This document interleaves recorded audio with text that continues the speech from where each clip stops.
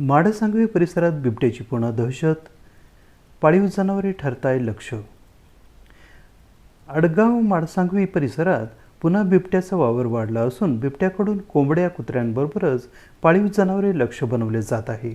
गेल्या 15 दिवसांपूर्वी माडसांगवी चारी नंबर 7 आडगाव परिसरातील विष्णू रामभाऊ नवले यांची 2 वासरे बिबट्याने फस्त केली होती। त्यावेळी एक नर बिबट्या पिंजऱ्यात पकडण्यात वन खात्याला यश आले होते। मात्र त्याचवेळी आणखी बिबट्या आणि बछडे असल्याचे स्थानिक शेतकऱ्यांनी सांगितले होते। त्यामुळे वन खात्याच्या कर्मचाऱ्यांनी लागलीच पुन्हा पिंजरा लावला होता।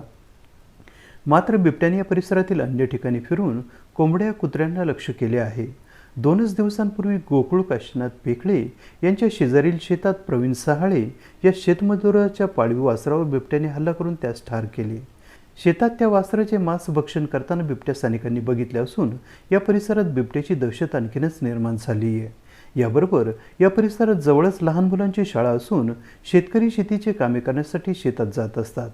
तसेच सकाळ सायंकाळी मॉर्निंग वॉक करणारी मंडळी चारी नंबर 6 व चारी नंबर 7 परिसरात फिरतात। या बिबट्याच्या दहशतीने सर्वत्र घबराट पसरली असून शेतात कामे करावी की नाही असा प्रश्न उपस्थित होत आहे। या परिसरातील शेतकरी नागरिक यांनी आपल्या जनावरांची काळजी घेताना शक्यतो जनावरे बंदिस्त गोठ्यात रात्रीच्या वेळेस बांधावीत, रात्रीच्या वेळी एकटे घराबाहेर पडणे टाळावे असे आवाहन करण्यात आले आहे।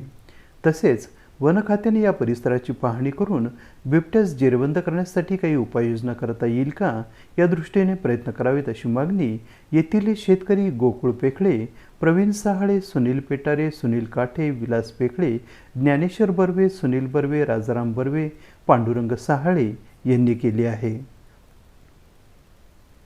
एबी न्यूजसाठी प्रमोद रहाणे, नाशिक।